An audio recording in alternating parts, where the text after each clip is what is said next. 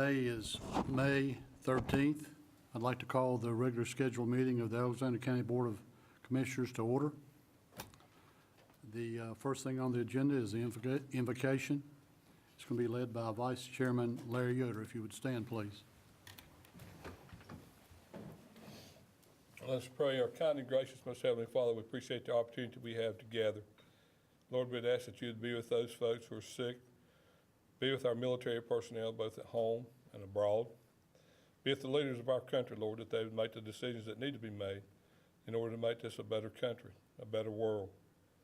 Be with our state and our local leaders, and be with us here tonight as we do the things that we try to do to improve the citizens of this, improve things for the citizens of our county. We ask all these things in thy name. Amen. The next item on the agenda is the Pledge of Allegiance, led by Commissioner Ryan Mayberry. Attention, salute, pledge. I pledge allegiance to the flag of the United States of America and to the republic for which it stands, one nation, under God, indivisible, with liberty and justice for all.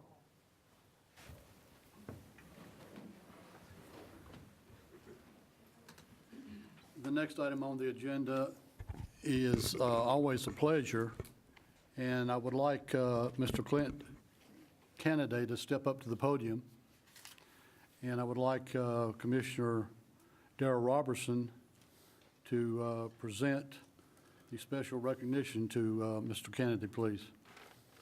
And the dangerous part about this, Clint, is I've only had about 5 minutes to go over this speech.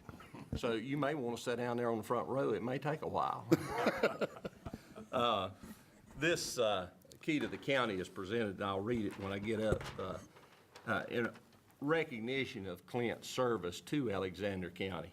And Clint and I have known each other probably 5, 10, 30, 35 years, something like that. Clint is a mechanical engineer. His his firm was MCL Engineers, and he's done mechanical work all over the Southeast, and I'll not get beyond that, but Clint's mechanical engineer does a very good job, has always done a good job, and takes pride in his work. He's a fellow with the professional engineers, which that's an honor that's also bestowed upon individuals for their service to engineering or the practice of engineering, and Clint is appreciated for that. But the reason we wanted to recognize Clint tonight is Clint has been willing through the years to give his time and efforts in service to Alexander County. And when we've talked about it, his response is always, I always felt like I should return something to the place I lived. And Clint has been very willing to do that, especially in his service to boards where he has a special interest. This is in recognition of health, but Clint has also served as chairman of the Alexander County Building Codes Council, which was a group set up several years ago to help coordinate communications between building inspections and local builders. And Clint's been very active and a leader in that. And he's been on the Alexander County Health Board for several years. And the last audit, I'll say, that we had, or that the health department had when the folks came in from Raleigh, it was amazing the response that the health department got. It was as clean a bill of health as you could get from an outside auditing group, and Clint was there. I know Leanne participated in that, but Clint, we appreciate your willingness to serve, and we appreciate the leadership you have provided for Alexander County.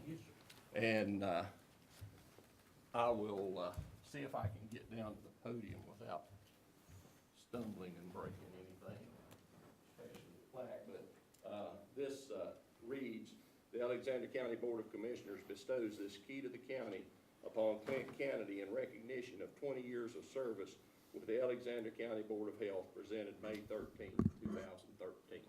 Clint, thank you for everything you've done. Thank you. Let's, I'll let you invite, if you want to get a picture up here. Okay. Sure. Because I know you hadn't done it all by yourself. Oh, yeah. Yeah. She's cooked supper early a bunch of times. Step up here where we get in front of this thing, get the seal behind you. Come on. Come on, get up here. Let's get, where's the seal? Come on around, it's right above your head. Oh, okay. I'm gonna let you two hold this.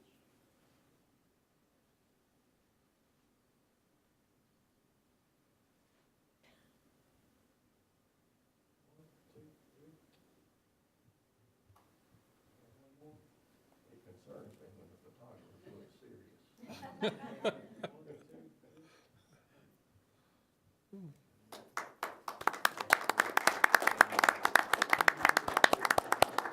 Okay. I should be done in that 45 minutes. I want to thank this board and all the previous boards that have shown the confidence in me to appoint me to the Board of Health and to the Building Code Advisory Committee. As Darrell said, it's always been a pleasure on my part to be able to give something back to the county we live in, and I think everybody should do that.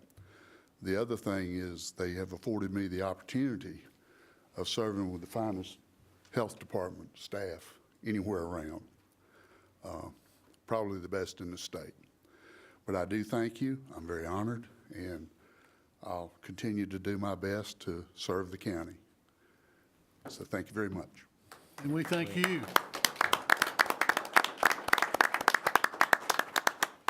Thank you, Clint. The only thing that I'll say is Clint's always there. He's on time, and he's very studious in the area of our public health and does an outstanding job. The health board is a very active board, and they do a lot of things, and a lot of information comes out of there. And Clint, I for one totally appreciate the service that you've given this county and to the health board in particular. I think I finally got the hang of it after 20 years. I'm still learning, so I understand, sir. Mr. Chairman, Clint, having said that, I think we ought to give him a few more terms just to see if he's really figured it out yet or not. Yeah, with or without your concurrence, we'll appoint you to. But thanks a lot. Again, that's most appreciated, and you do a wonderful job. The next item on the agenda is the Commissioner's report. Does any commissioner have any comments they would like to make at this time?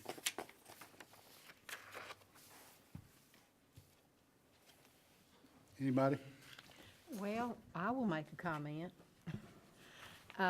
This past weekend, which was Mother's Day, I just noticed something about Alexander County. I went up to Country Road Greenhouse several times last week, and every time I went, you couldn't get off the road. There was cars parked everywhere, and they were just so big. And this is a greenhouse that was started by a couple residents in the county. They started out with 2, and they now have 10. It's a thriving business, and I'm proud of it because it's some of my neighbors, Myron and Lisa Curley. They stepped out on faith and started a business in this county, and not knowing if they were going to make it or not, investing money that they didn't have, and now they have succeeded after about 20 years. Anyway, I just thought when I saw all that, that the health of Alexander County and well-being is good as far as I'm concerned, because people that honor their God and their mothers the way the people do in this county, they got to know something, and they're going to be all right. So I feel like the health of this county is good. Thank you. Thank you, Commissioner Moose. Anybody else? I have several items I would like to make mention of. The first item is the fact that May 25th is the first anniversary of the opening of Rotc Face. It's amazing to me, looking back a year ago until now, as we can count, as best as we can determine, at least 15,000 people have visited Rotc Face. 15,000 people that have logged in. As I was talking to the county manager today, and he's been out there many times. He runs out there. I tend to walk when I go out there, but that's beside the point. A lot of visitors don't log in. So we probably have had more than 15,000, and that's just amazing to me. So that's one piece of good news. But the thing that I really want to mention is that the first annual celebration of Rocky Face and Recreation Area, is called Rocky Fest. And it's going to be held on May 25th at the Rocky Face Mountain Recreation Area at midnight. And most of you know where it is. If you don't know where it is, Google map it, and you can find out where it is because it does have an address. And the best part about it, the things that I'm going to name, are free. People say there's nothing free. Well, this is free. Free food, that's my favorite part. Live music, rock climbing classes that I will observe, children's activities, geocaching, and if you're not familiar with what that is, things are hidden on the mountain. And using your device, you try to find them. It's kind of like the modern version of an Easter egg hunt. Guided nature hikes and storytelling by Miss Mel. And then later on in the afternoon, at 3 o'clock, the Sugarloaf Ramblers play bluegrass music. They've been around forever. If you haven't heard them before, I know they played at the senior center a lot, and matter of fact, we hired them to play at my 45th, it's hard for me to say, class reunion. And also at 5:15, the Idle Time band plays. So it's going to be a great day to celebrate a great facility in Alexander County, but there's better news. We found out Friday that we applied for a second Part F Parks and Recreation Trust Fund grant to expand the facilities at Rocky Face, more trails, more amenities for kids, playground area, a wetland area with a walkway, and we got word Friday again that we received a $244,000 Park and Recreation Trust Fund grant. So that's a great thing, and we can expand the park and get even more visitors out there. Rick, is there anything, is there anything else I need to add to that? No, sir, that pretty well covers it. Okay. And the thing, I do know what I did not mention, it's here in front of me. There are also going to be road races, and I'll also watch these with great interest. A 10K, a 20K, and a 50K run. So I'm practicing now for the 50K run, and so I look forward to that on roller skates probably. But so just invite everybody, and everybody listen to us on the radio, and everybody watching us on television. Please come out and enjoy Rocky Face. It's a great facility, and if you look at the long-range weather forecast, the weather's supposed to be absolutely beautiful. Now, it could be beautiful, but you never know what the weather's going to be. But just please come out and enjoy the fact that we have that great asset to Alexander County. Now, that's on the 25th, which is Saturday. On the 26th, which is Sunday, Memorial Day, as most of you know, is on the first, or actually the last Monday in May. The 9th annual Alexander County Salute to Veterans, the Memorial Day service, is going to be held on the courthouse square, on the courthouse lawn. The stage will be the courthouse steps, and that begins at 3 o'clock on Sunday afternoon. And for a rain venue, we're going to open up the courthouse and have the Superior Courtroom as our rain location in case we have inclement weather. I must tell you, just to say who is sponsoring this event, the Alexander County Register of Deeds Office, American Legion Post 170, who I just happen to be the vice commander. That's the American Legion Post here in Taylorsville.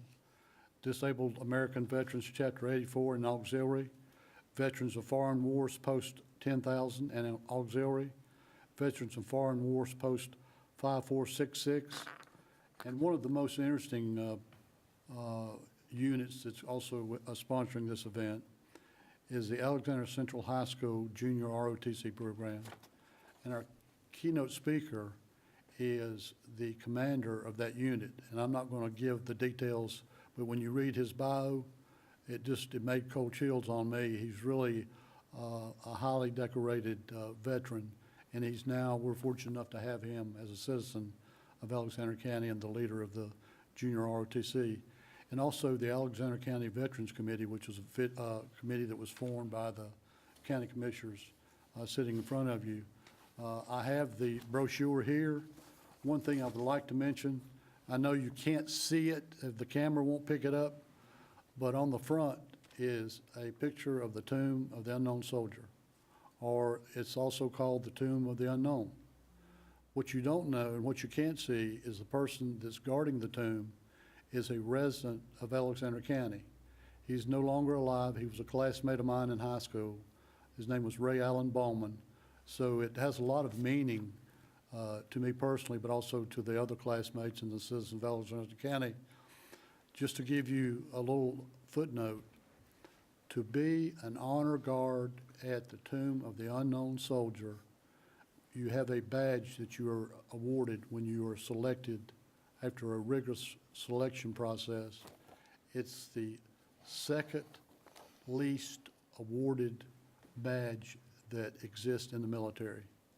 So it's a high honor to be a member of the honor guard. The one that's awarded the least is the astronaut badge. You know, there's not a lot of astronauts, but I would encourage everybody to come to this event. Now, I'm not filibustering, but I told the commissioners that I have a lot to say. We had a presentation and work session, some of you attended, about things that we could do in Alexander County to move Alexander County forward, and that presentation was made by Commissioner Ryan Mayberry, and there's a lot of things in it. A lot of things that are short-term that we can do, a lot of things long-term that we can do. I'd like to mention a few things that we're doing as we speak. We have formed a committee. The commission has formed a committee.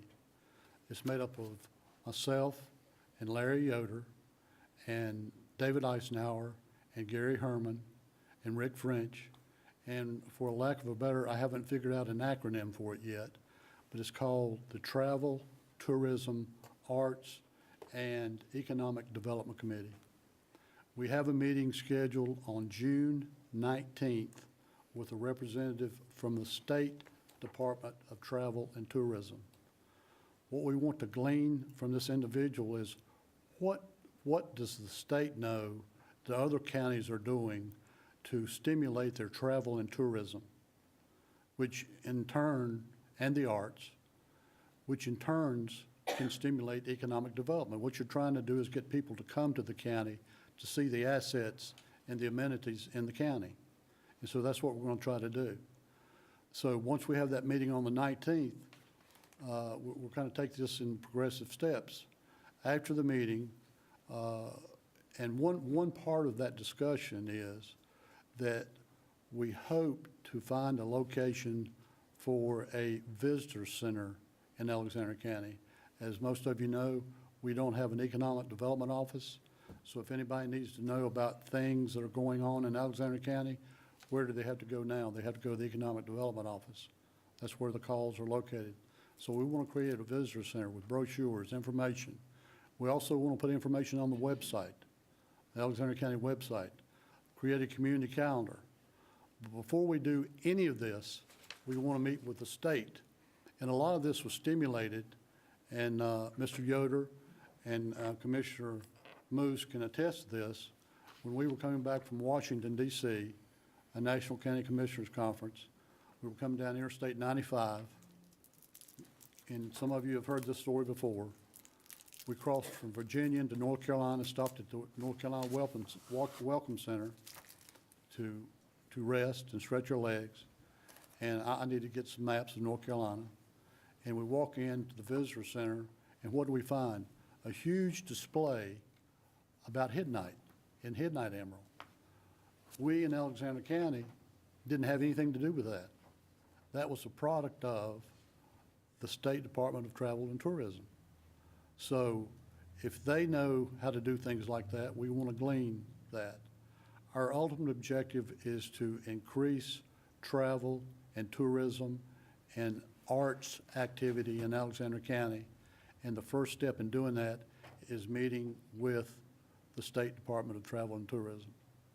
And I know I've had separate conversations with some of you about what we're going to do, and what Ryan said is some of the things that we need to do. And these are some of the things we have already begun talking about. And so once we meet with the travel and tourism individual, one of the other things we'd like to do is get all these different groups in the county that have visions of what can be done to make Alexander County better, is get them together in a room, maybe at the courthouse, we're not sure yet because we're not there yet, and have that meeting facilitated by a disinterested third party to come up with the top 5 or top 10 things we need to do in Alexander County to make it better. So these groups will work in concert with each other to do that. We're going to try to eat this big elephant that we were presented one bite at a time, because that's what you need to move forward. I could go on, but I'm not going to. So if you have any questions, again, please call me. The next thing on the agenda is the adoption of the agenda. But before we adopt it, I need to move to item number 2, which is on the agenda. We're going to do, and item number 2 says, you don't have the agenda in front of you, but what it says is public hearing approval of road names. I need to ask for a motion to table that section of the agenda until the June 10th meeting before we adopt the agenda. Do I hear a motion to table that? Are there any other changes or modifications? No, that's the only one. I'll make a motion, we adopt the agenda, deleting item 2 until or tabling item 2 until the June 10th meeting. Do I hear a second? Second. All in favor, raise your right hand. The motion has been made and second. And so the adoption agenda with that one change has been made. Number 1 on the agenda, the next item on the agenda, which is number 1, is public comment period.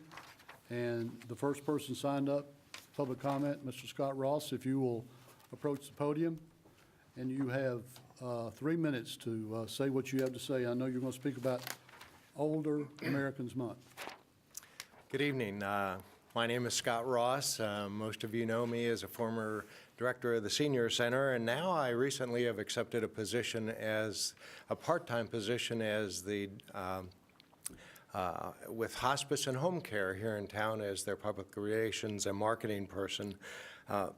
As you said, it is Older Americans Month, and so I wanted to share just a few minutes of what we have to offer as far as services here in Alexander County. Hospice is a service that is offered to an individual whose doctor has determined that they have a terminal illness and have less than 6 months of life left. The goal of hospice is not to cure illness nor to hasten death, but to ease a patient's passage from life. Hospice focuses on caring, not curing. Research shows that the majority of people would prefer to die in their homes under the comfort and care of their family members in their own home. Family and friends still do the caregiving. Hospice staff comes in regularly to monitor the patient. They make reports back to the doctor and make recommendations as far as pain and symptom management, and they give support and guidance to the caregivers. If you're being discharged from a hospital and you have a terminal illness, you should be given information that you can receive hospice care in your home in Alexander County, and you can ask for that care. The staff includes a doctor, chaplain, registered nurses, nursing assistants, social worker, bereavement counselors, and volunteers. There are registered nurses on call 24/7. Little known fact, if you have Medicare or Medicaid, hospice services are covered 100%. If you don't have insurance, if you don't have the ability to pay, services are still provided regardless of your ability to pay. If someone cannot take care of their family member in a home. We have contracts with agencies and facilities in our area that services can be provided at those locations. Advanced directives, the healthcare power of attorney and living will, very important documents that people need to have in place so that your wishes can be carried out in case you are not able to communicate those.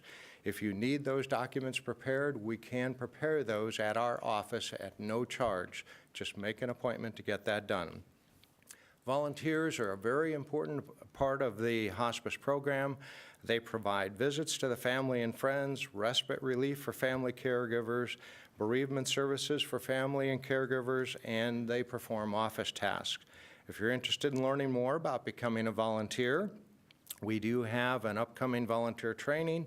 You can contact Heather Elliott at our office, and as our service increases in our community, we need more volunteers.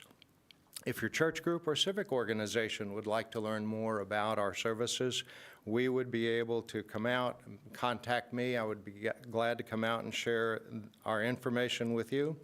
And finally, we are having an open house this coming Sunday. Many of you have seen the home care house that has been renovated right on Highway 16. This coming Sunday from 3 to 5 in the afternoon, the home care house will be open for visitation and refreshments, so we welcome all the public to come. Thank you. Thank you very much.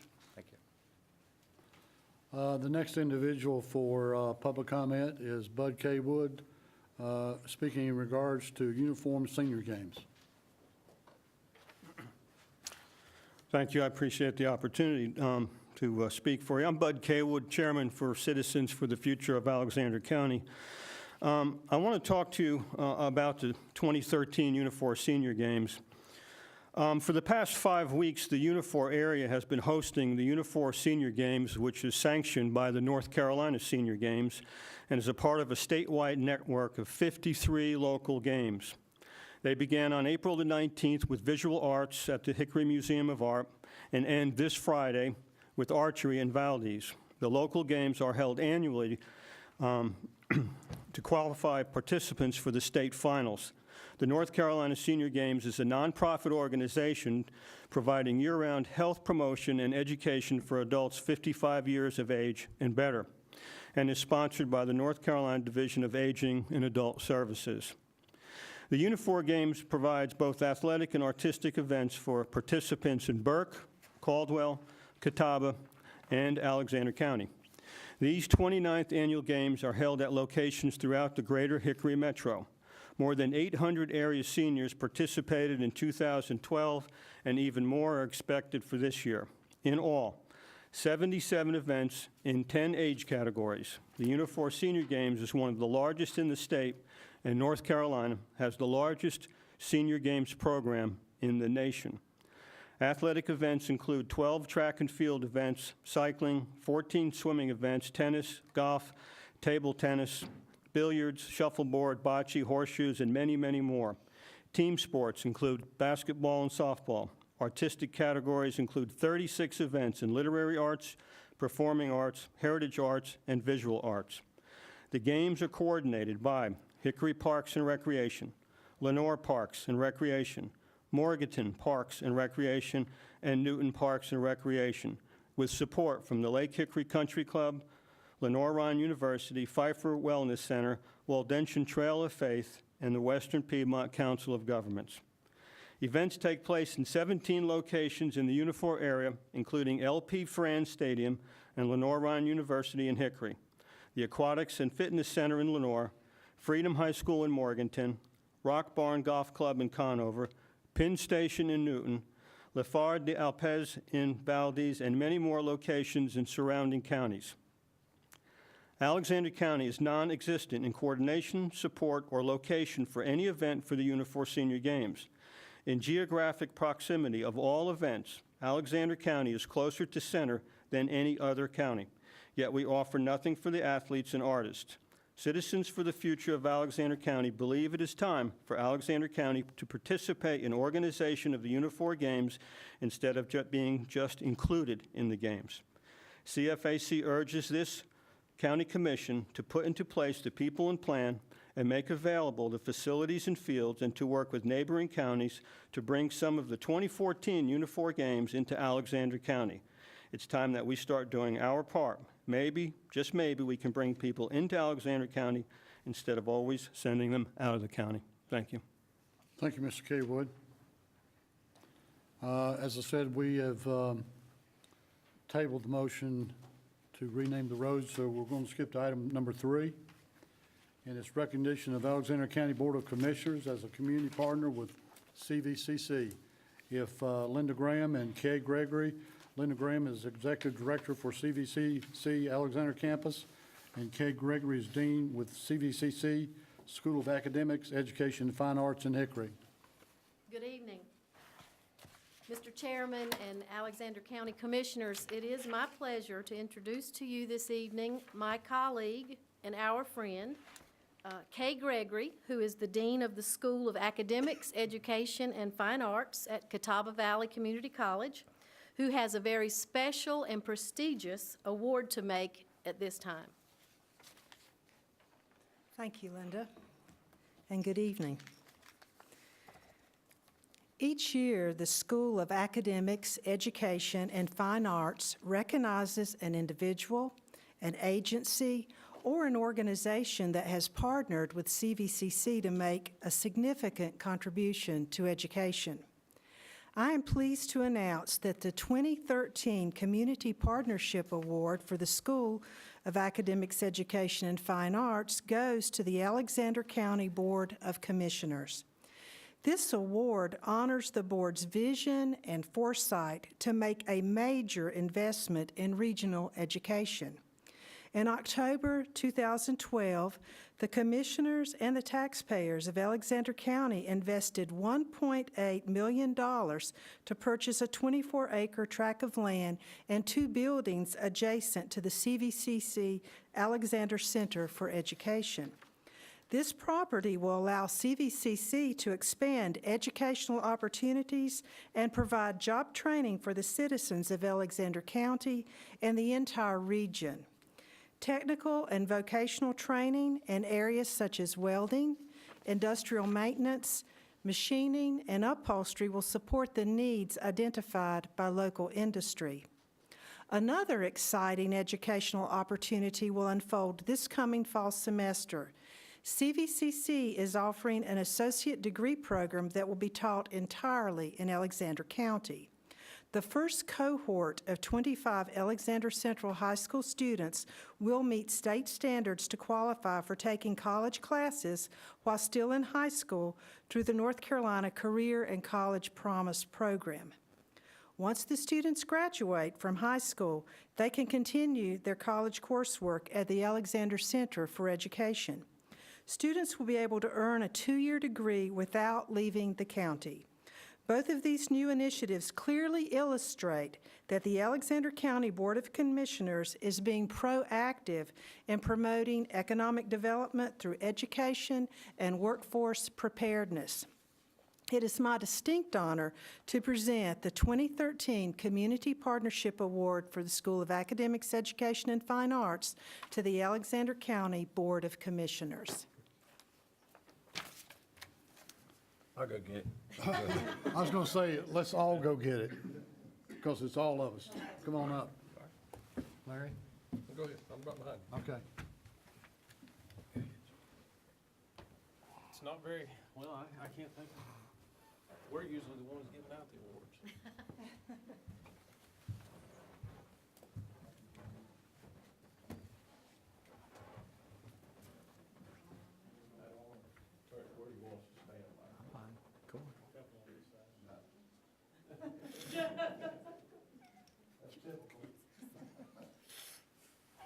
Don't cry, James, be all right. Get right here. Everybody look right here. 3, 1, 2, 3, one more. 1, 2, 3. Do your allergies bother you? Wait just a minute. And Lynn, you were in the picture, right? Yeah. Okay, thank you very much. Thank you, and thank all of you. Appreciate it.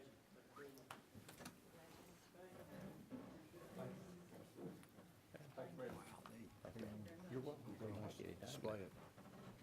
There, Jamie, display it somewhere.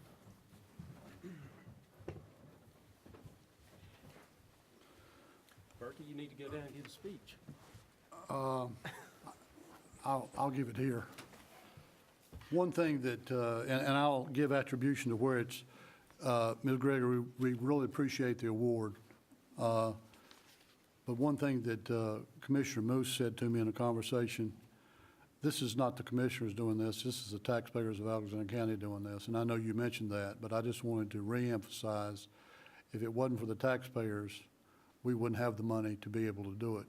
And I'm saying that, but Ms. Moose is the one that brought that to my attention, but I think it's only fair to mention that that indeed, in fact, is the way it happens.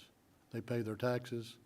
We're fortunate we were wise stewards of the tax money and we had the money available to do it, but it's only because of the taxpayers. So, Ms. Moose, I appreciate you bringing that to my attention. Mr. Chairman, could I add a couple of comments? Please. Right now, the link between Cvcc and not just, Alexander County Schools and Alexander County business and industry is the strongest it's ever been. And when we met talking about economic things, I can remember when Cvcc came to Alexander County and was proudly situated in the basement of Dr. Grant's dentist office. And that worked out apparently because the next move was on the first floor, building right down the street. Probably had 3 offices in it maybe. And then didn't look back at times, about 20 years ago maybe, moved to the what used to be Louidi's Furniture Office, which gave classroom space and expanded, and then moved to this facility in 2002, 2003. And you can look back and see the progress has been made. And the reason that progress has been made is, first of all, we had a need. Not just the young people, but the citizens of Alexander County had a need to be able to secure educational opportunities without having to drive so far. The other side of the coin is Cvcc understood that need and has worked to help put the programs in place that we need here in the county. And we do appreciate the recognition, but we also appreciate the working relationship that Alexander County now has with Cvcc, and look forward to seeing the benefit of that as we go down the road. Thank you. Thank you, Mr. Commissioner. Does any other commissioner have any comments? I think it speaks for itself. It's been a long time coming, at least 7. How long, Linda? I don't know how long. I know you and I talked about it for a long time, and we tried to do some things that never worked out, and finally it came to light. But the future of everyone, the future of our citizens of this county is education and being able to progress and do better. And I appreciate the commitment that Cvcc's made. I appreciate the commitment the citizens of this county's made, and I appreciate this board and the boards before us that have tried to do the things that need to be done to improve the educational process in Alexander County. And I want to say thank you to our industry too, because our industry's also stepped up, letting Cvcc know the things that we needed in this county in order for them to be able to progress also. So I'm glad to see all those things coming together for the betterment of this county. Thank you all. Do any other commissioners have any comments? No, I'd just like to say thank you for the award. We appreciate that. It's, the award is nice, but the most important thing is that we're providing new educational opportunities and for the people of this county and for the industries that are located here. So that's the most important thing. So as long as we keep that in mind. Thank you.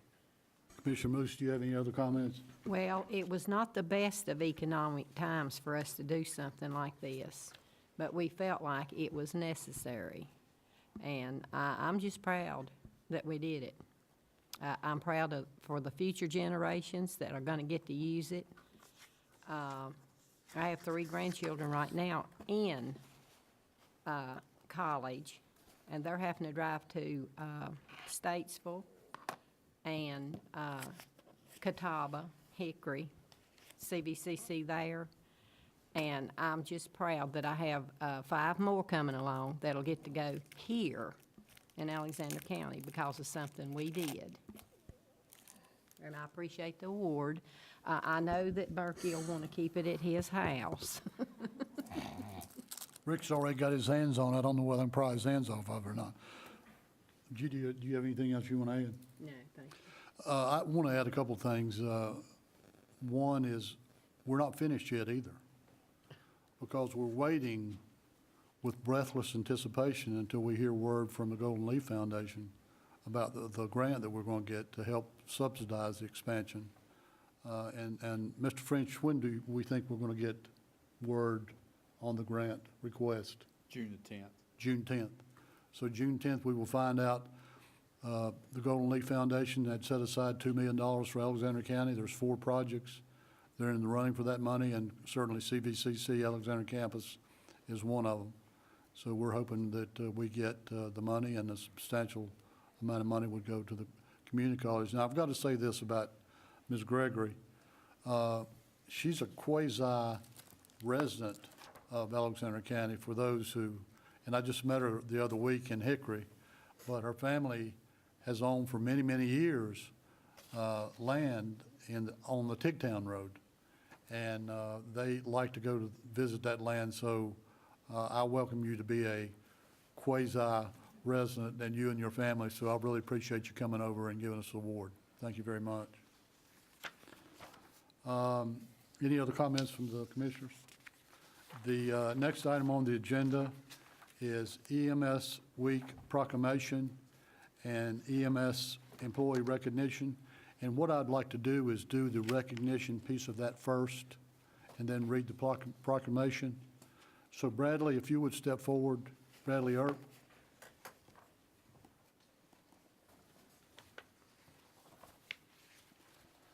I told Bradley just a minute ago that what I'd like to do is, I've got a list of the individuals that are receiving service award pins for their years of service to Alexander County Emergency Medical Services.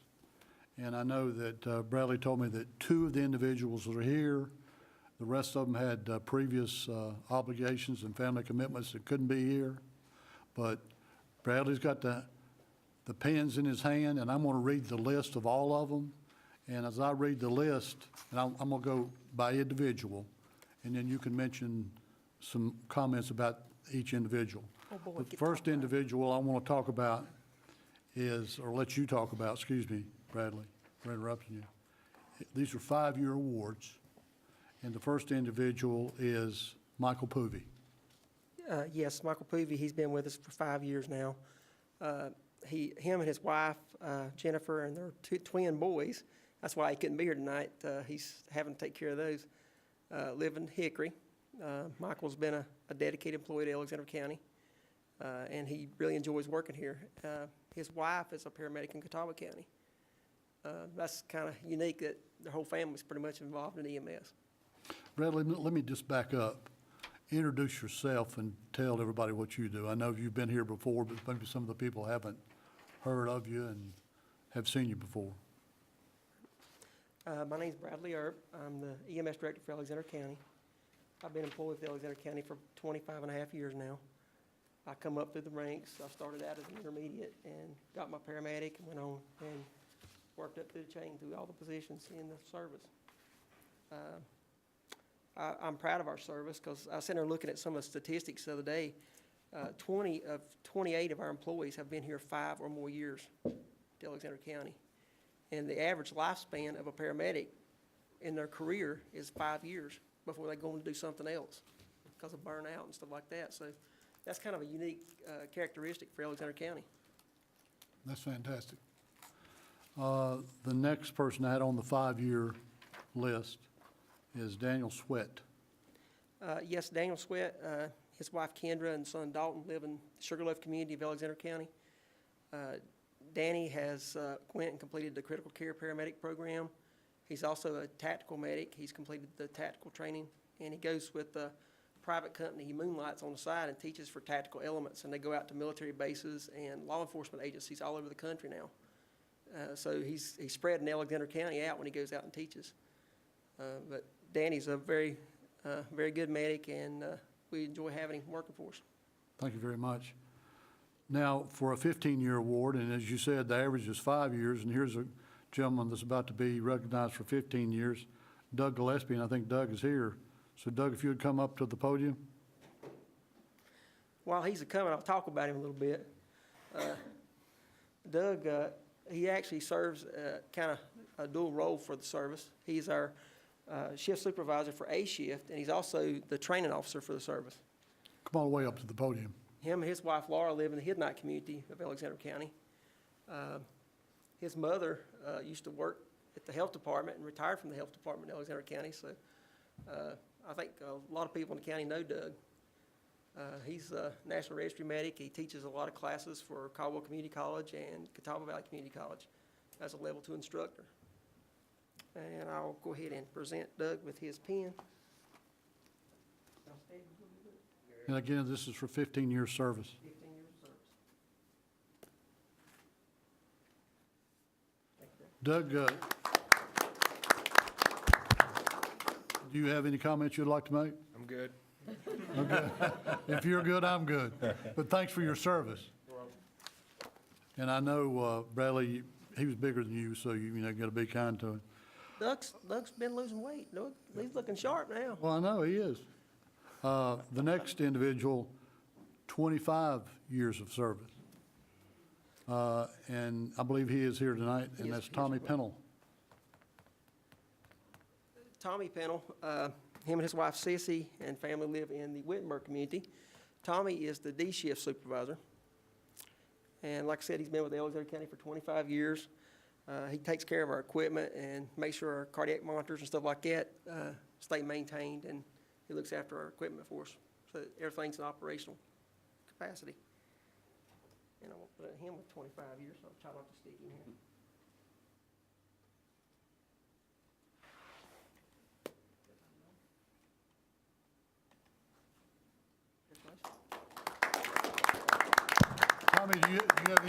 Tommy, do you have anything you'd like to say?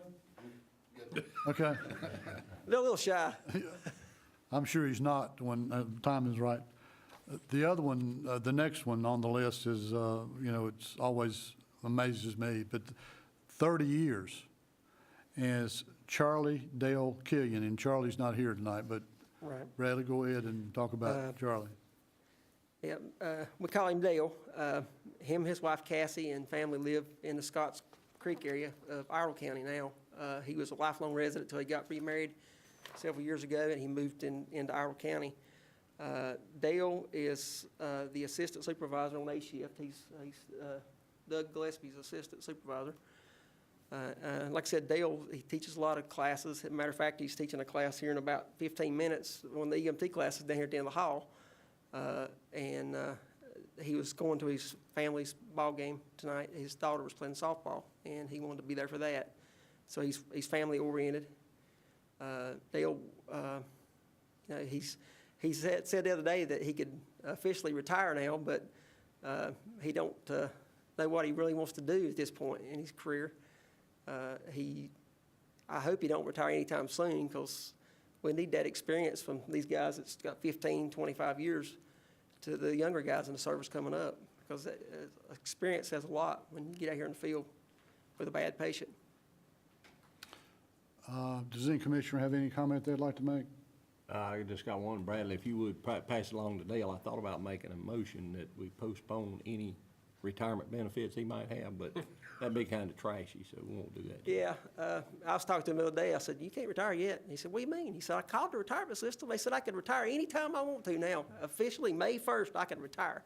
And I said, "No, you can't stick. You got to stick around for a little while longer." Somebody's going to time in place.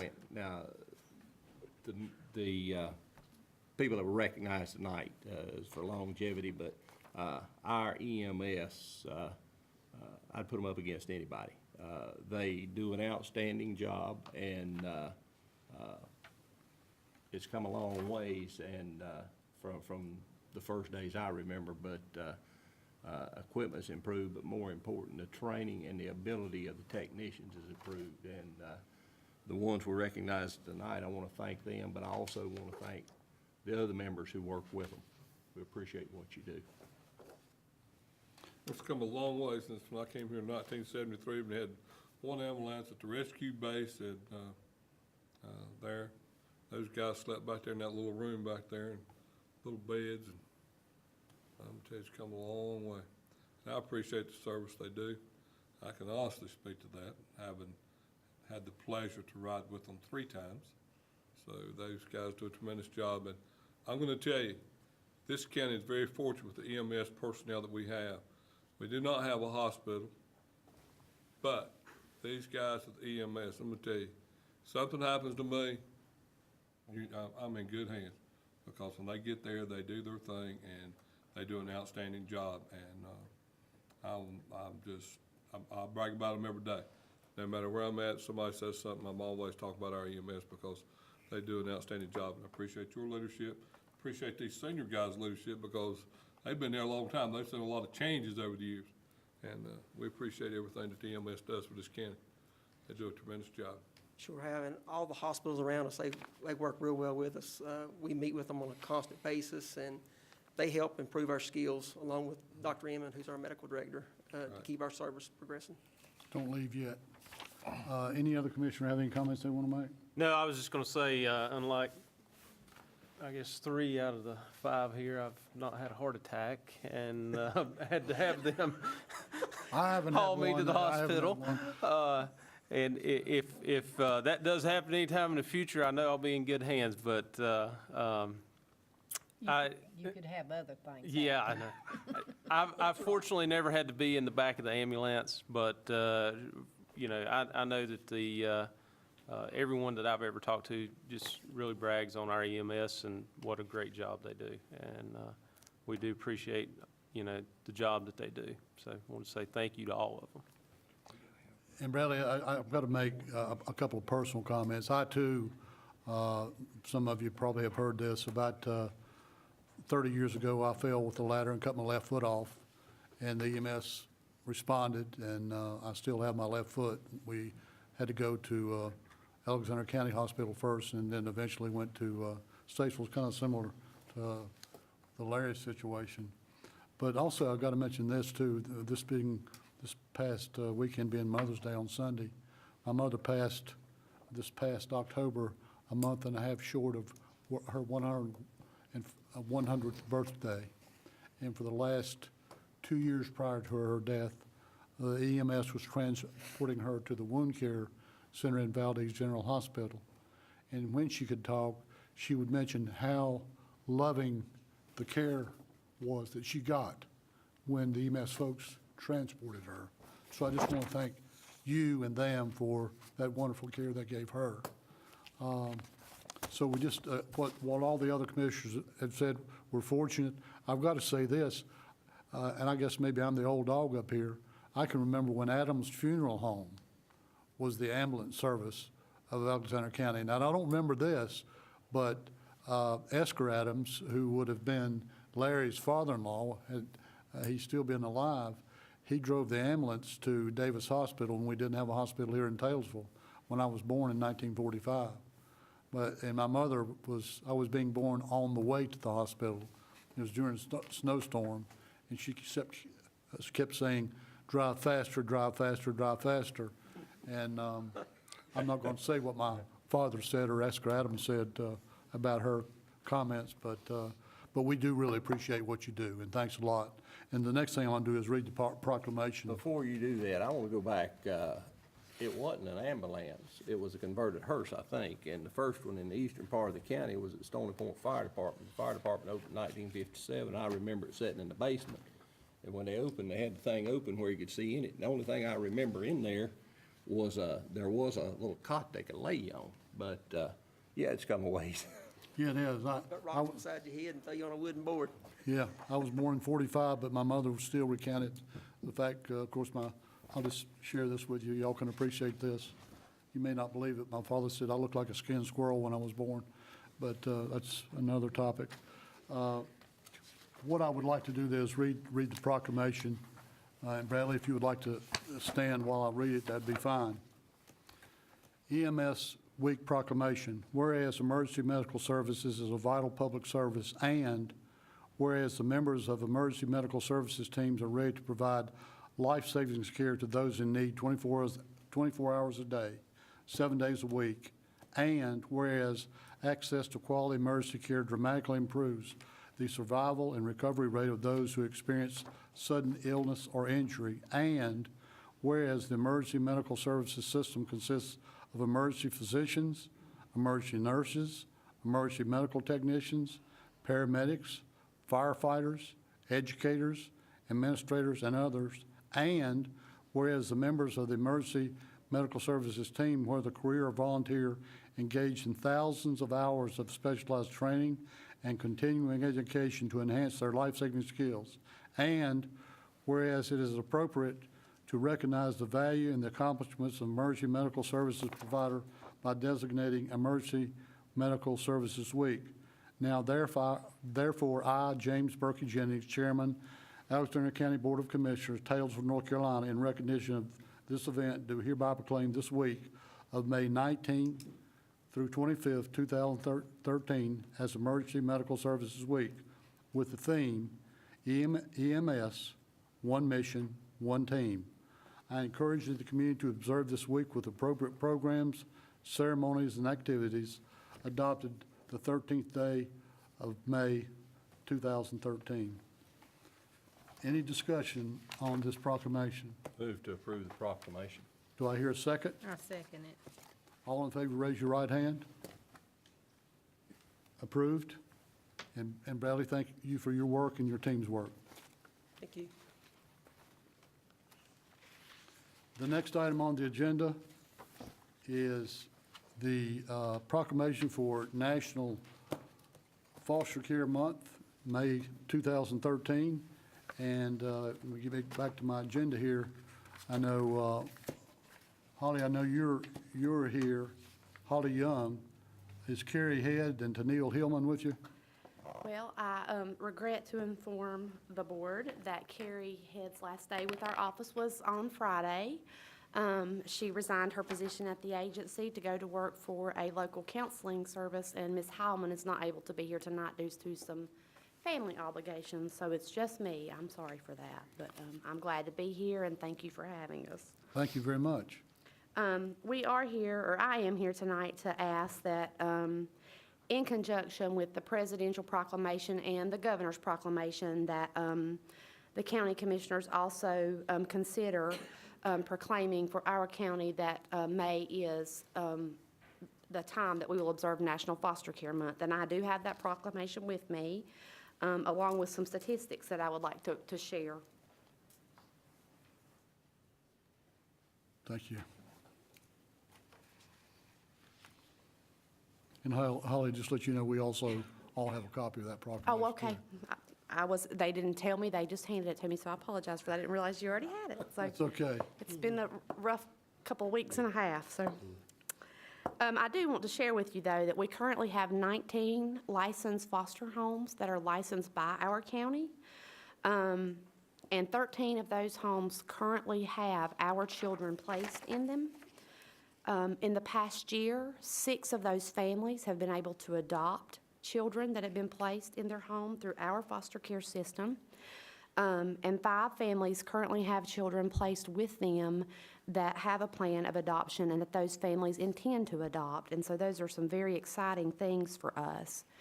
We do currently have 5 children that have a plan of adoption with no identified relative or adoptive home at this point.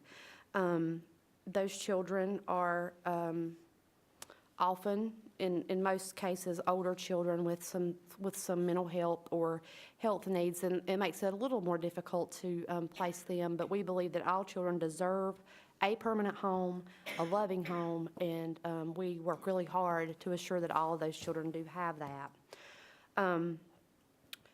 in this county and counties across the state of North Carolina, to become licensed as a foster parent in this state, you must complete 36 hours of training, and we just graduated a class from that training that we call MAP, and that stands for the Model Approach to Parenting Partnership.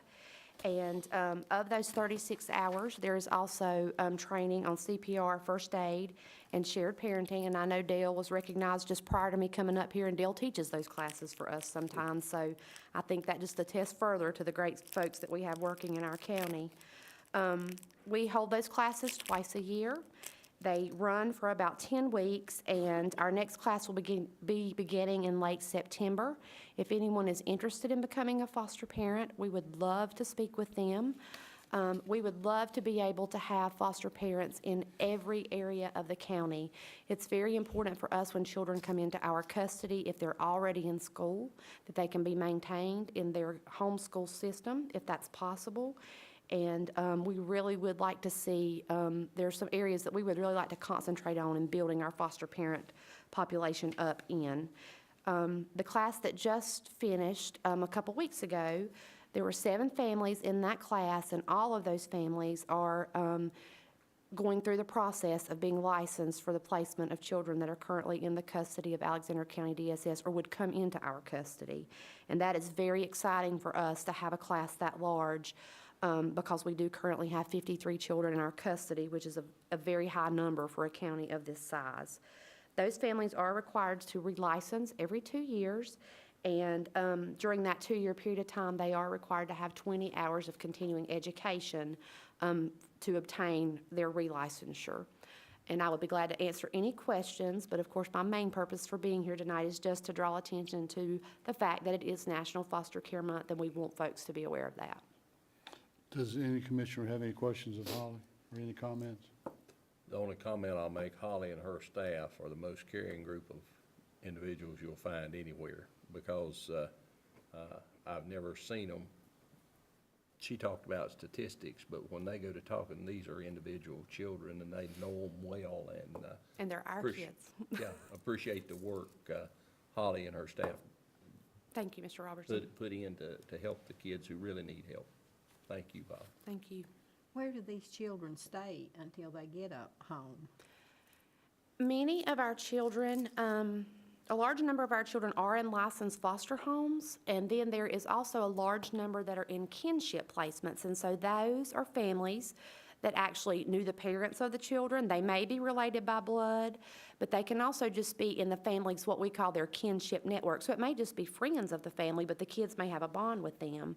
And often those families will go through the licensure process because that is to the benefit of the child and the family if they become licensed while the child is in our custody. Children who are not placed in licensed foster homes in our county or licensed foster homes in other counties can be placed in group homes, depending on their needs, independent living programs for some of our older youth, and children that have a higher level of care, especially children with pretty significant mental health illnesses, are placed in what are referred to as level 4 psychiatric residential treatment facilities. And as you can imagine, those are very costly placements. But we have seen an increase in the number of children that are requiring that level of care. We are seeing more and more young children with some pretty significant mental health issues, and that is concerning to us as a staff, as well as for the county as taxpayers and the state. And, you know, that just goes on up because those children receive Medicaid, which is a federal program.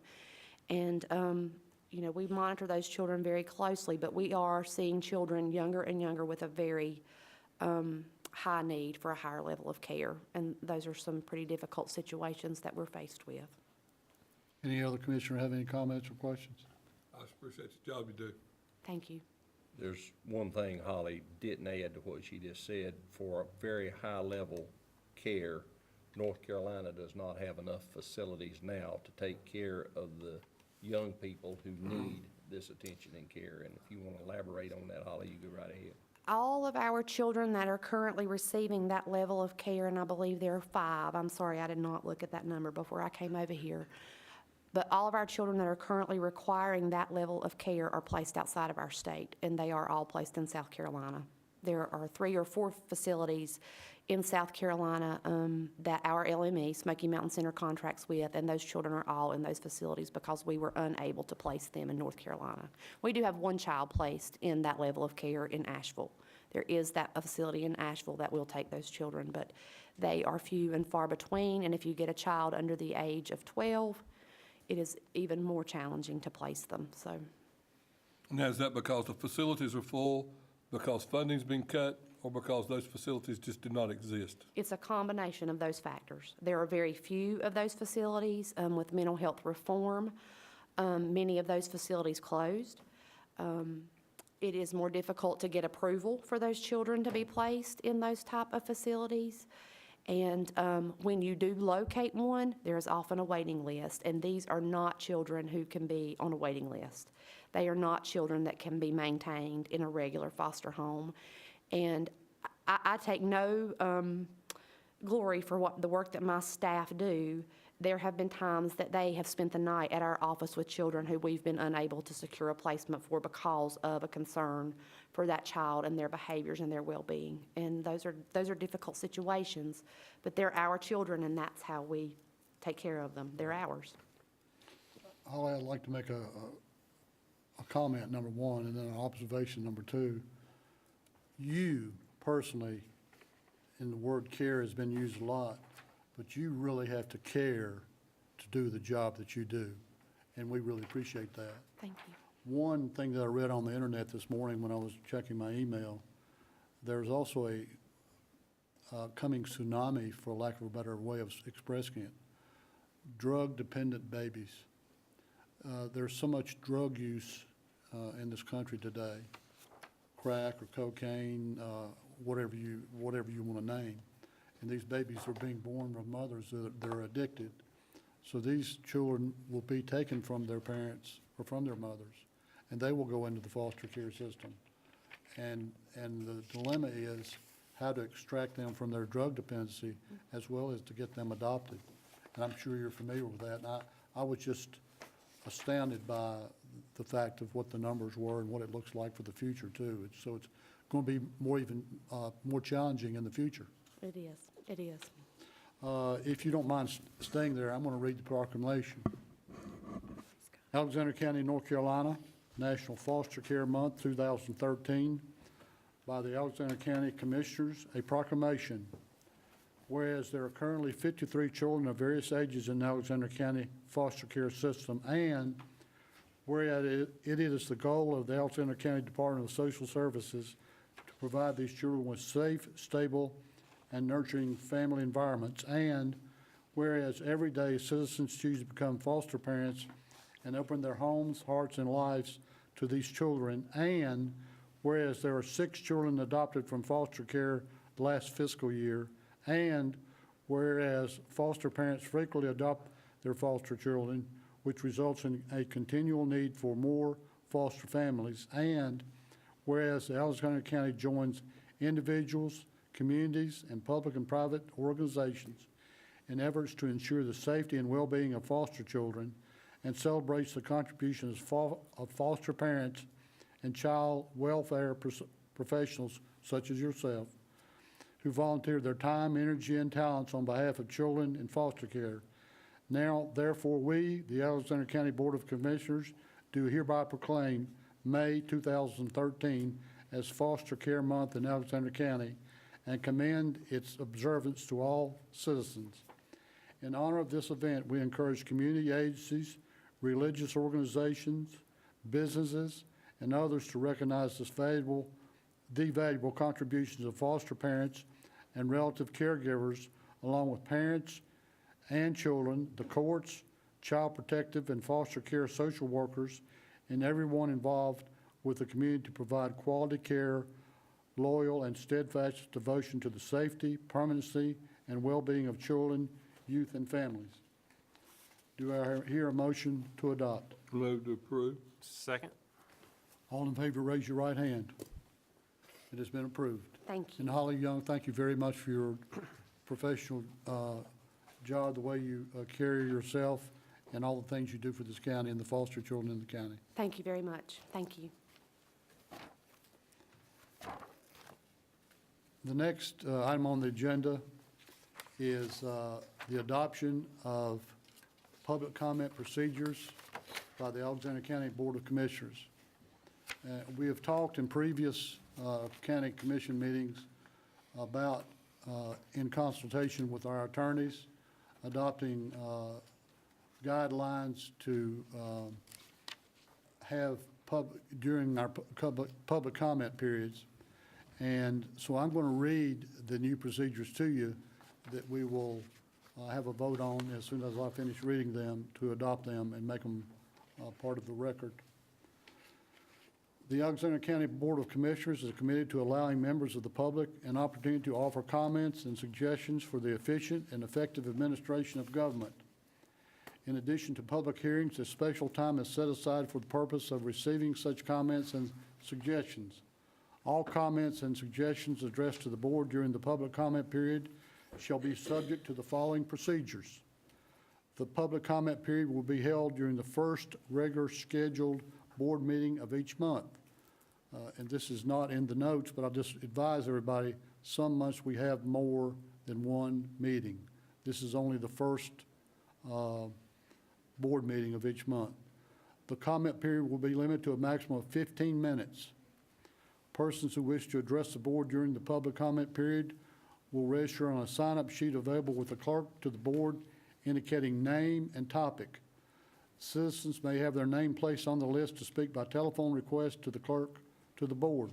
This is also not in these procedures, but the telephone number to the main office is 632-9332. If anybody needs to call and speak to Jamie Starnes, who is the clerk to the board.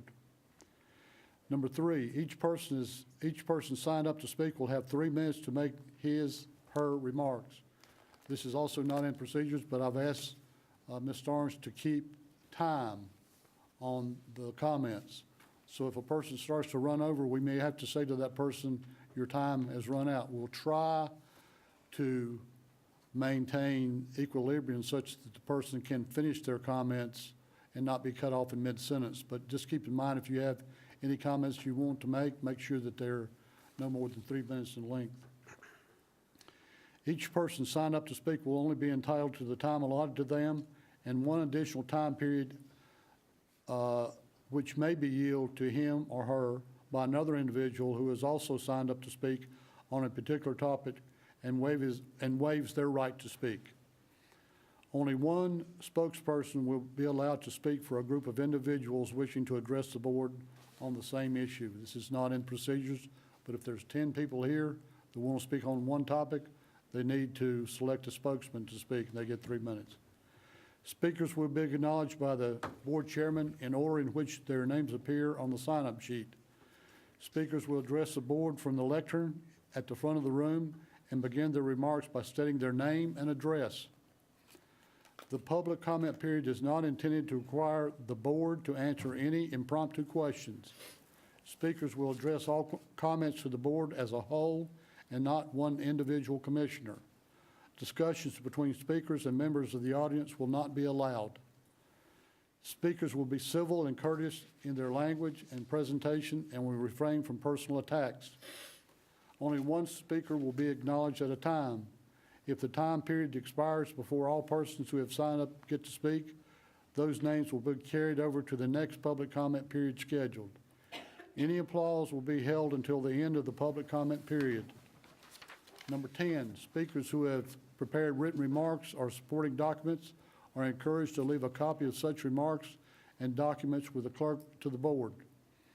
Speakers shall not discuss any of the following: matters which concern the candidacy of any person seeking public office, including the candidacy of the person addressing the board; matters which are closed session matters, including but not limited to matters within the attorney-client privilege, anticipated or pending litigation, personnel, or property acquisition; matters which are made confidential by law; matters which are subject of public hearings. Number 12, information sheets outlining the process of the public's participation in board meetings will also be available with the clerk to the board. This information can be obtained from the clerk to the board at the county administrative office or before the beginning of the board meeting. Number 13, action on items brought up during the public comment period will be at the discretion of the board and may be referred to the county staff for further investigation.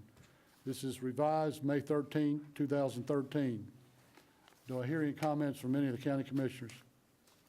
Mr. Chairman, under the second item, under 11, I think we need to add their contract matters because that may be attorney-client privilege, but it's not clear, and that's something that is closed session information.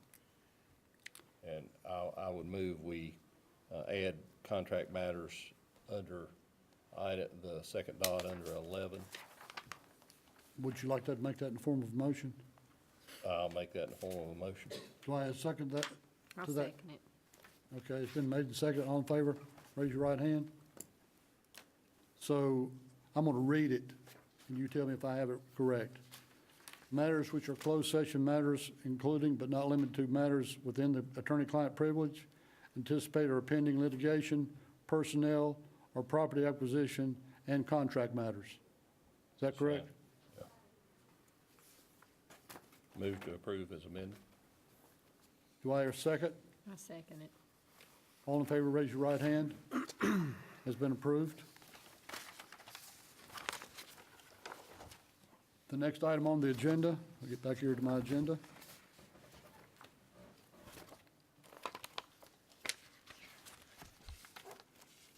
Mr. French, if you'll hold on one second, I'll get to the correct page.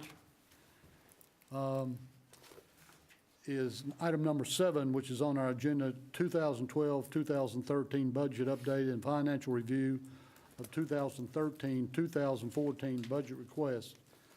Rick French, County Manager. Thank you, Mr. Chairman. If you'll, Chad, can we have that on? you There we got go. it. There you go. What I wanted to do is we are heavy into budget season is to bring you up to speed on financial information, specifically about looking at this year's budget, some of the highlighted revenue items, which we talk about quite a bit. There's of course, there's a number of other revenue sources that we discuss, and then look at expenses, look where we are this year, and then look at the major requests that we have for next year's budget and talk a little bit about that, about what those items entail. Each month we review financial information. We actually look back more than this. We look back another year, so we look at 4 years data, financial data on all those items, and we're looking for trends or anything that looks like something that we really need to lock into. But just right off the bat, if you look at the sales tax information, for example, and you see under revenue source as of March 31st, and you see the information for 2013, 2012, and 11, and that those numbers are pretty flat. As of March 31st, the Article 39 sales tax stands at $1,002,391. If you look at the same time last year, $985,165. And if you look back another year, $905,038. And look at Article 40 sales tax, almost the same type numbers. 886,128, 873, 751, and then for 2010, 2011, 821,948. Article 46, 220, 408, and then in 2011, 2012, 218, 249, and 2010, 2011, 197, 853. So really not that much difference. And every month, and we have one tonight, we do a sales tax report. So we want to monitor and watch closely where we're heading with our sales taxes because it's a vital part of our budget. The biggest revenue source in our budget is the ad valorem tax, and this is based on 60.5 cents. And if you look at that, that's pretty remarkable. The numbers are right together. So far, as of March 31, we've collected $14,510,599 of ad valorem taxes in Alexander County. Last year, at the same time, $14,467,492. And 2010, 2011, $14,262,857. So those, again, are pretty even, pretty steady. Mr. French, may I ask you a question? Yes, sir. Approximately what is our collection percentage? 95%. 95? Yes, sir. Some other items that we've listed are things that people often ask us about. Some are not, but some are things that I thought you might be interested in. Lpa Charges is the license plate agency charges, something we've been in. That's part of the charge that we receive for that service. Total revenue for the fiscal year is going to be between $75,000 and $80,000.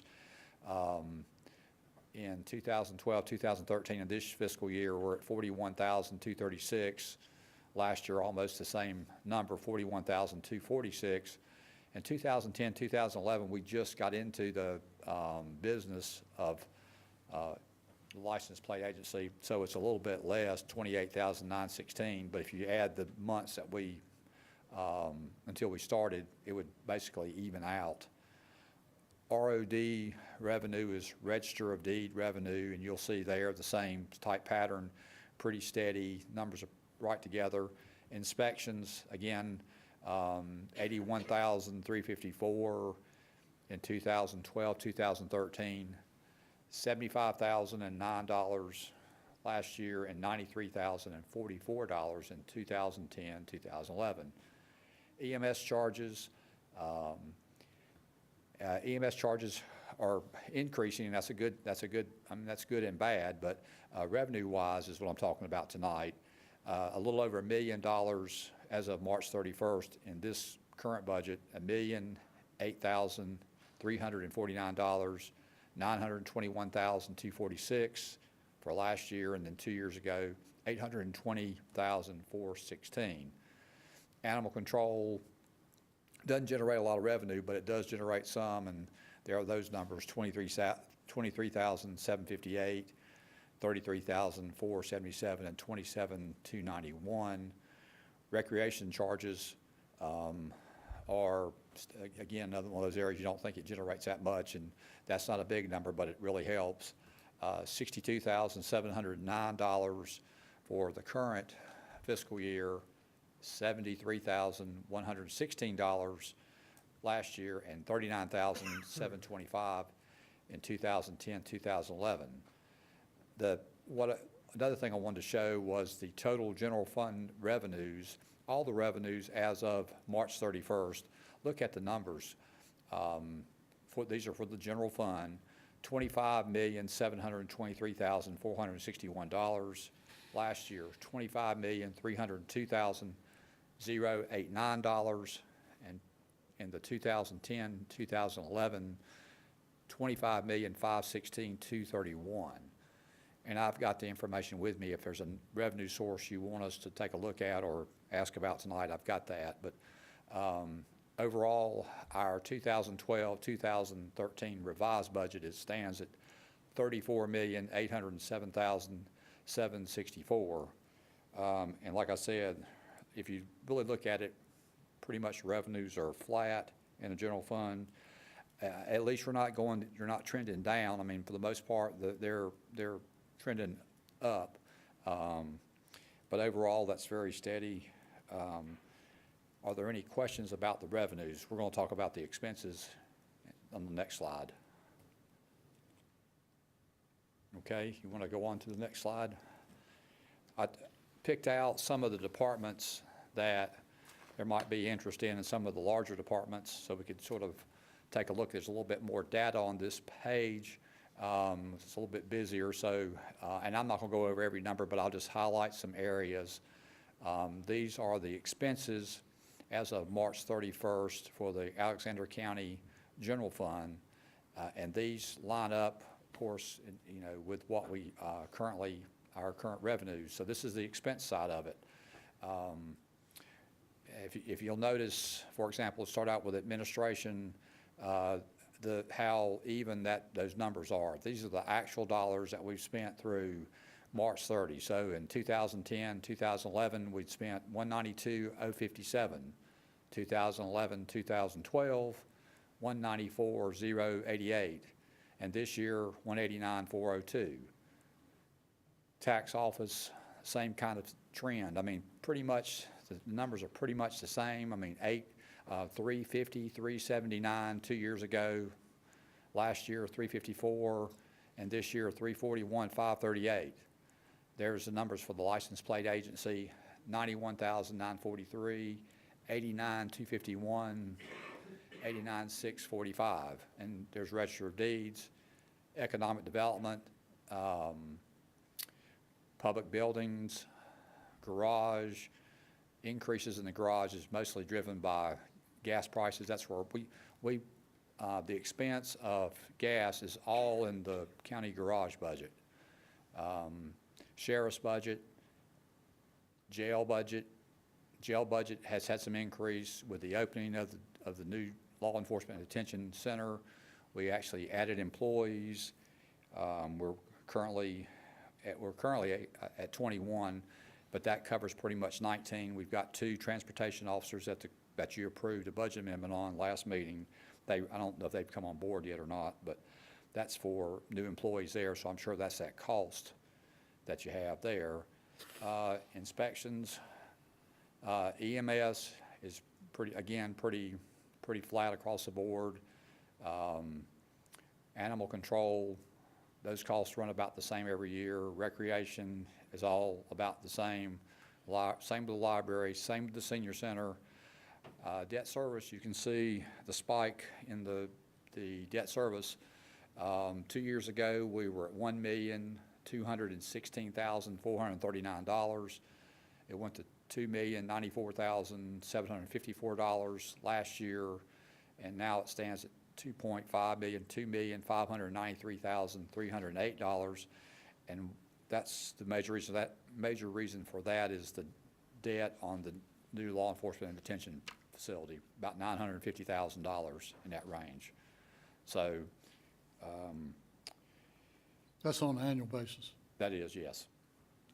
Transfers out, if you look what that is, the big increase from last year to this year is for the purchase of the property, the Taylor Togs property, which you were talking about earlier. That's where that payment, that money was transferred out into a capital fund for that. So, but overall, through as of March 31st, we're at $23,288,794. We're well below the revenue that we were showing earlier, which was $25,723,461, and likewise the year before and the year before that. Those numbers, you can see those, $21,190,376, and then 2 years ago, the expenses through March 31st were at $20,292,782. And pretty much the increases for large capital items, I mean, it's pretty easy to track that in our budget. You can see that right with about $1.5 million, $1.6 million range. That's gets you in that neighborhood of where we are. There's a few other things, but again, the revised 2012, 2013 budget is $34,807,764. So are there any questions about the expenses in this fiscal year or past fiscal years that we're covering tonight? Just a comment, I think you could really see that one of the major expenses we've had is the new jail that we've constructed, and also the property that we purchased for the expansion of the community college. Capital items are pretty much easy to track in our budget, but since, I mean, it's a lot of money. $34 million is a large sum, but when as you can see, most of the departments, when you track, are basically the operations, and you can track that pretty quickly, but there's really not that much difference in the last few years. Again, the only probably bigger increase is in the jail budget, but we knew that because when the new jail opened, we were going to have more staff, so there's the increase there. So that, the debt, and the purchase of the Taylor Togs property, I think, show you sort of the direction that we're going. If there's no other questions on that slide, I have one more.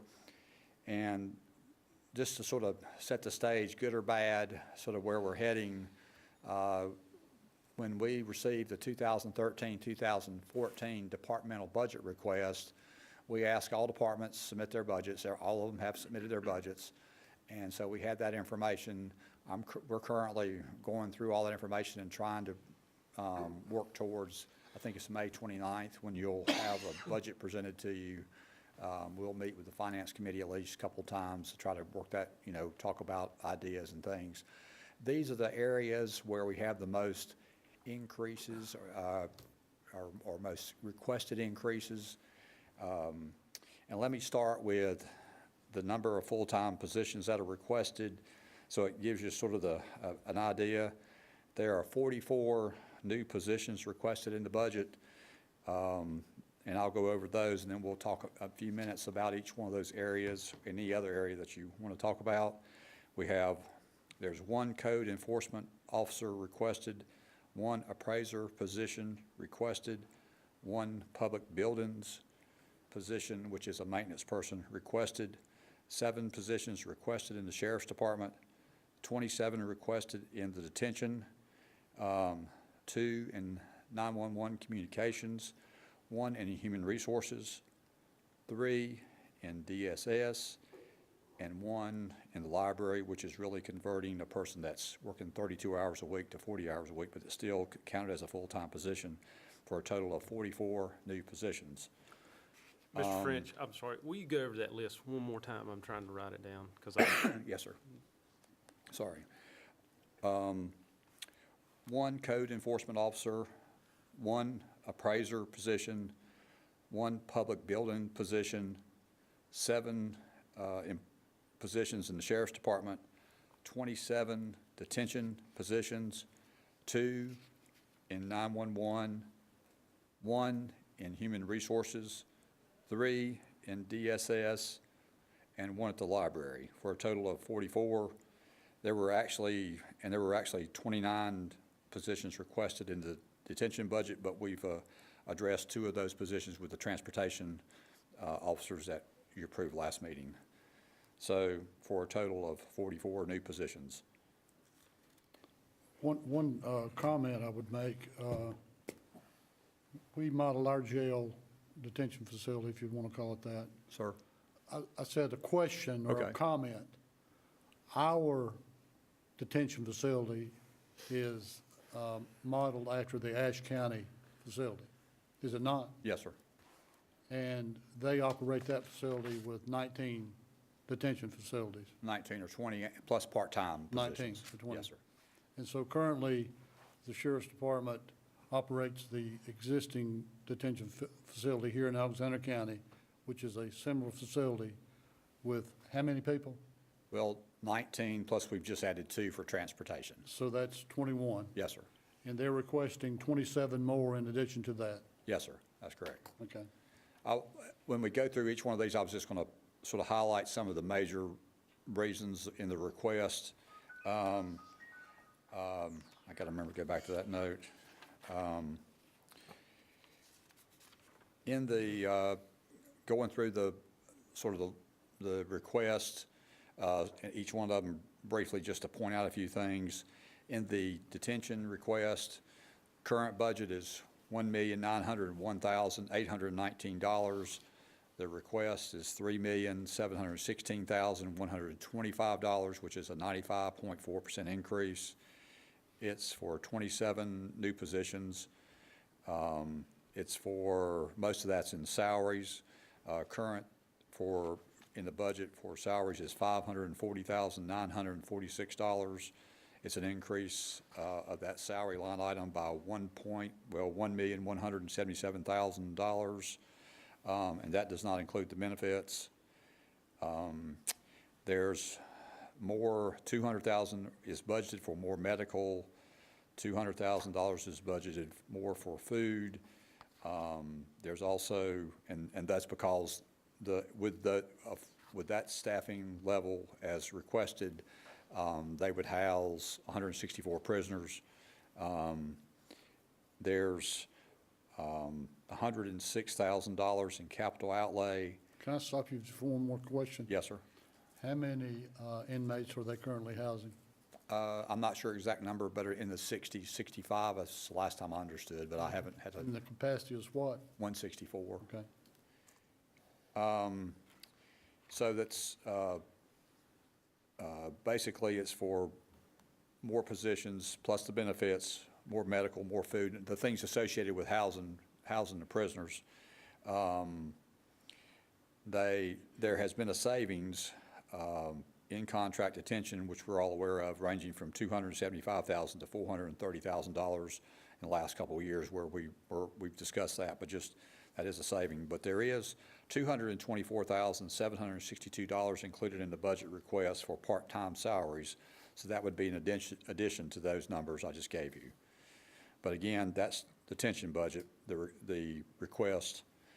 The next request department that you see up there is the Sheriff's Department. Currently, the budget is $2,289,633, or a 36.8% increase to $3,133,321.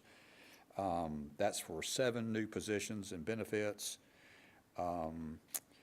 There's $286,844 in part-time salaries. There's capital outlay, $290,000 in capital outlay. The major part of that is for vehicles. I would add that 10% salary increase is requested in the sheriff's budget for all his employees, likewise in the detention budget. So that would be for 48 positions in the detention, and I believe my numbers are right, 35 in the sheriff's budget. The next is the schools. Each year we've been contributing to the schools, or budgeting for the schools $5,150,000, and that's basically $5 million for operations and $150,000, which is our portion of the auditorium debt service payment. The $5,750,000 that we have really covers the low wealth money the school did not receive. Currently in discussions with Dr. Womble about it, the new superintendent, and but that's the number there. That's 11.7% increase. Next would be the DSS budget. The current DSS budget is $3,197,224, or a 13.4% increase to $3,625,664. Most of that is for 3 full-time positions. That's an income maintenance caseworker and 2 child welfare social workers, 7 part-time positions. 2 of the part-time positions are working with NC Fast, and 2 capital is basically replacing 2 vans. Animal control is next, and it's currently $197,937. It's a 121.7% increase to go to $438,731. But that number is really $250,000. That increase is for increase in work at the shelter. We had already budgeted $125,000 in this year's budget, which we have not spent, but that's what that's for. So if you take the $250 away from that, that's certainly in the neighborhood of the $197. That's for remodeling at the animal control, Yes, at the shelter, I'm sorry. that's correct. It's for no new employees, though. The next item is the foster care, and in Holly's presentation, she talked about some of the concerns with increasing the number of children in foster care. There's the real high-dollar mental health placement is where the expense is, and which she mentioned, but it's for one placement, the cost is $54,192 per year. So if a foster care, if a home cannot handle that child, then there's a cost that we have to look at. That's one of the reasons that budget is so much more, but it goes from $330,036, which is a 91.3% increase, to $631,376. Next is EMS. Their current budget is $2,208,292. 14.8% increase is requested, or $2,535,246. That's not for any new personnel. That's basically for capital. There's budgeted a new ambulance, which is $126,700. A four-wheel drive ambulance, which they budgeted a used ambulance at $70,000. Total amount of large capital outlay items total $256,760. There are smaller capital outlay items, which is $29,200, which are radios and stretchers and equipment that has to be replaced. But there is the difference there in the EMS budget. Next budget is the public buildings budget. It increased from $713,767, or a 40.4% increase. Takes it to $1,002,267. Most of that is for the utilities for all the buildings are in the public buildings budget. $202,000 is the number that we've estimated for the utilities for the new law enforcement and detention facility. Also, there is some capital items, which are some lawnmowers. The biggest item they have is replacing a truck that's 20 years old, but that's a 40.4% increase in the public buildings budget. Mr. French, can I ask you one question about Yes, sir. the increase in budget for the detention facility? Would the increase in utilities be any different if it was full as opposed to the 60 inmates there? It'd be basically the same? I think it would be basically the same, but I really don't know. It might be higher. I don't know. Okay. That, sorry. Last item, and again, these aren't all the departments, but these are the ones where there's significant requests for increases, is 911 communications. And 911 communications budget currently is $530,484. The request is 37.9% increase, or taking that number to $731,319. That's basically for 2 full-time positions and a couple of part-time positions, and some capital outlay, which is $43,550, which is replacing some older equipment that we have that really does need to be replaced. So those are the larger ones. We have departments where they have requested, or some that were less. So I mean, but nothing as significant as these 9 items. And the reason I wanted to list the schools, which is to make you aware of the loss in low wealth money that they've lost. They've lost $600,000. So just overall, we have 37, what is requested from all the departments in the general fund is $37,866,030. And if you look at our, and I don't have my, I like to point out that a penny on our tax rate generates $250,000. That is about $6 million. That's over $6 million more than the revenue that we've estimated. The revenue number is probably going to be tweaked a little bit as we go through it, but that's the gap that you're talking about, over $6.5 million. And I'm not even going to fathom what that if you had a tax increase to cover that. But again, a tax increase is, a penny on our tax rate equals $250,000. So that's what we're dealing with as we get into the budget request. So I wanted to take a few minutes tonight and to first bring you up to speed on where we are financially in this fiscal year. We're in a good place where, of course, revenues are ahead of expenses, but they really need to be, because the way our revenue stream is, we don't receive the same amount of money each month. Most of our money, we receive our ad valorem taxes in November, December, January. Our sales tax money, arrives a couple months late, so we actually won't receive our last sales tax money until August. So things like that happen, so we better be ahead at that time as in March. But we track it very closely, but I wanted to tie these things together as we move forward.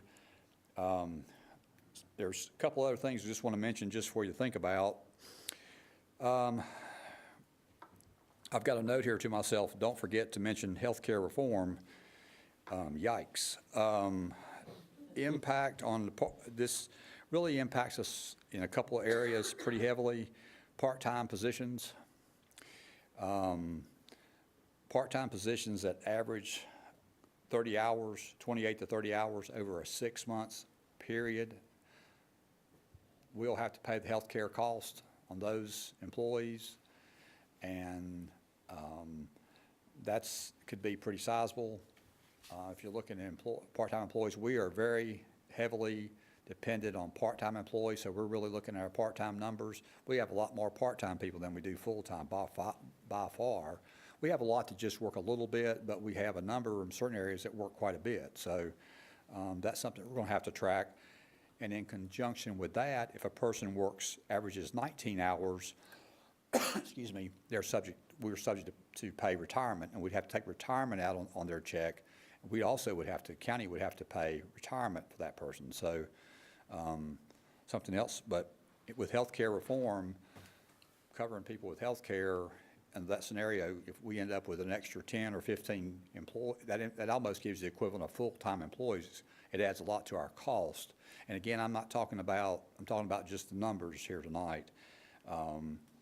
That appears to be the bigger area. We have noticed a little bit of increase in our rates in our insurance, health insurance, but our health insurance rates overall will not go up. So, and it's because of the wellness program and all the people that have done a great job for it. But we will have a little bit of an increase to take us basically back to zero. So we would have been like minus 2%. So that's a good thing. And somebody had asked, if you have a crystal ball and you sort of look ahead and you look at the revenues and look at our budgets, and you can't ever tell what's going to happen. But our reval will hit us in 2015, 2016. So we're looking at this year, 2013, 2014, and 2014, 2015, with the same tax rate, probably at those same numbers you've seen tonight. That probably wouldn't change that much unless something else happens. So just want you to be thinking in those terms. But just to reemphasize the point you made, of all the requests, if you total them up, above and what we have now in our budget, it's about $6 million. It's over $6.5 million. $6.5 million. Yes, sir. And so if you just extrapolated the $250,000 means a penny on the tax rate, if we honored all those requests, that's a lot of 26 cents. 26 cents on the tax rate. And we know that's not what the commissioners are going to consider. So, but I want you to know. Yeah. I think for commissioners, and you know this because we talk about the finances quite a bit, but for the citizens to know what's going on with our budgets, sort of where we're heading. So, whatever direction, it's just important that we are conservative how we run our budgets. I think we do. It's not the operations for the most part where it's capital. You got to really watch the capital items in our budget. So, Mr. Chairman, I want to make one point that Rick did mention when he started. This is the first presentation of the budget. That's right. This is taking the request from each department in the county and totaling it. Nothing's been done, nothing's been evaluated, so the people that are listening on the radio that are grabbing their chest right now and the people that see it, I think too much of my life to sit here and say, I'm gonna think about a 26 cents tax increase. Right.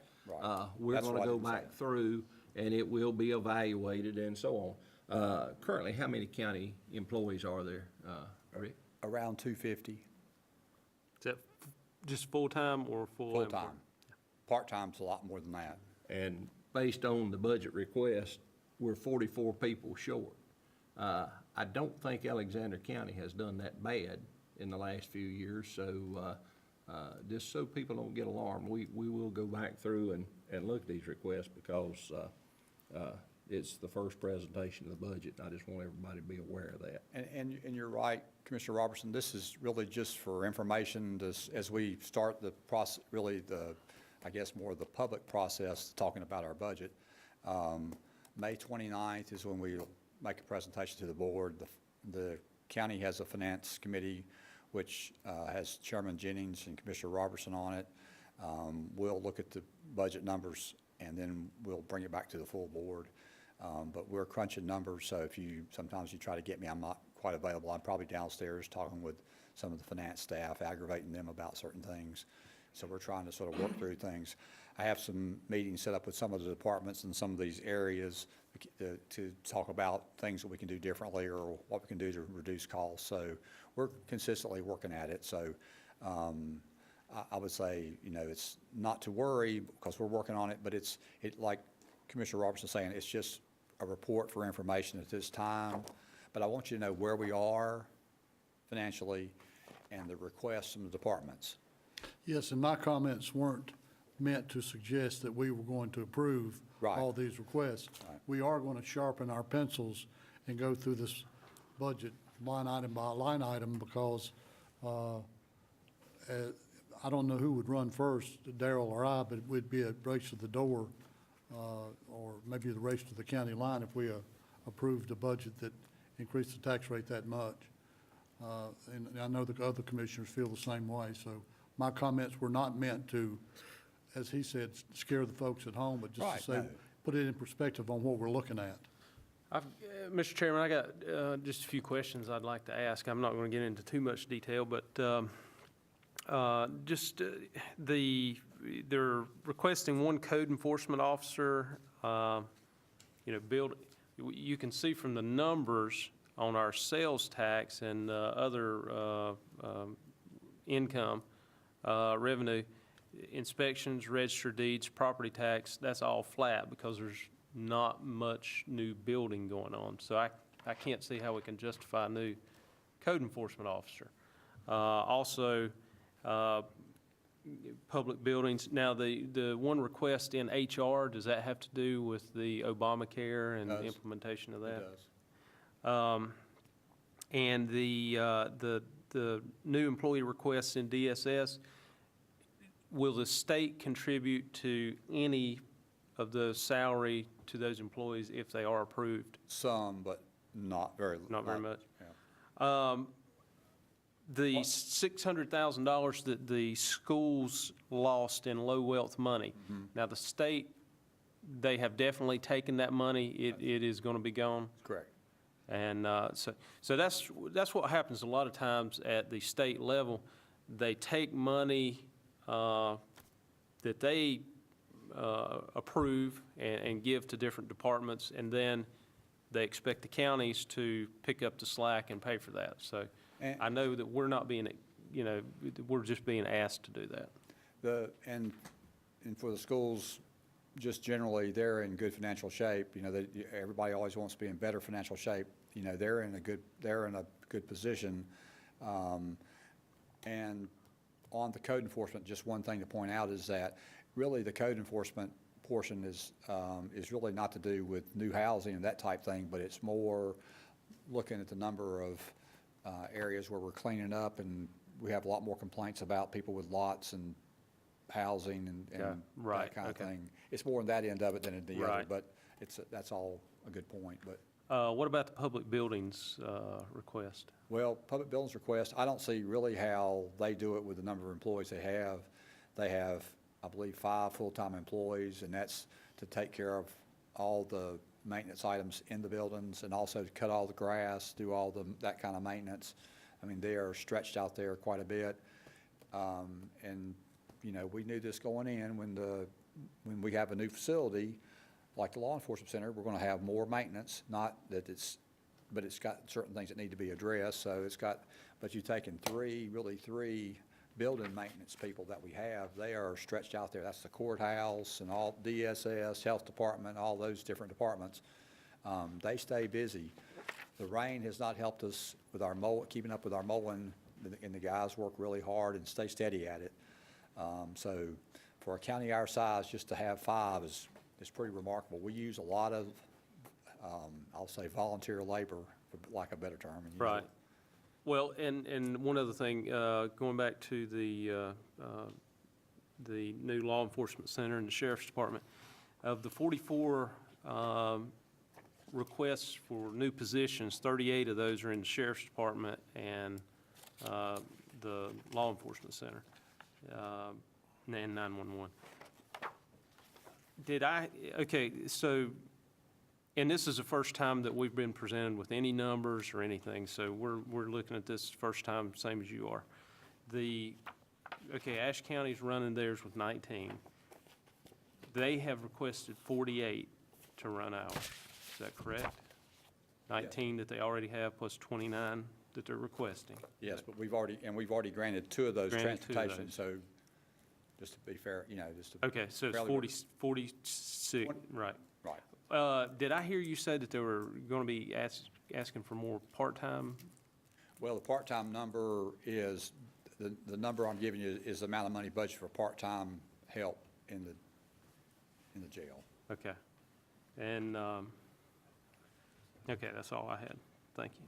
Mr. Chairman, back to a comment you made, some of these programs are being impacted, as Rick's already mentioned, by federal and state reduction in funding.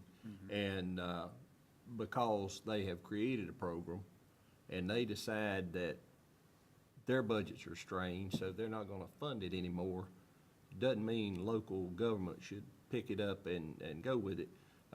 As we get into this, we can provide phone numbers, but everybody needs to be aware of what's going on with state budget and with federal budget, because that's where some of this impact is coming from, and we'll get into that and present it. But don't just look at the commissioners because this is coming down, we're at the bottom of the chain.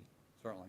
Well, I think you're correct, and one of the things that County Manager Rick French mentioned is the impact of Obamacare on part-time employees. If you work them over a certain number of hours, you have to pay their benefits, and that's not something we have control of, other than making them part-time workers and making sure that we monitor how many hours they work so that we don't have to pay for their benefit, which is not necessarily a good thing because it hurts the person that wants a full-time job or works more hours, but we don't have any control of that. It's just part of the challenge of Right. trying to work through these things and make the numbers work in our favor as much as possible. Rick, you said we modeled ours after Ashe County, and they've got 19 employees, and this request is for 48. Are those 19 employees, do they have the full jail, like 160-some prisoners, or do they just have 65 like we do? No, they have close to the full, they're In close to other words, capacity. 19 people are doing the work for 160-some people, and we don't have the 19 people are watching 65 160. people. I mean, that Well, doesn't make sense. Commission, the way that just to design the jail, Hemphill and Associates designed the Ashe County Jail. Hemphill and Associates designed our jail. They're basically the same design. It's based in pods. The Ashe County Jail has a couple things that we don't have. They have a kitchen that adjoins the facility, which has an impact on food service, of course.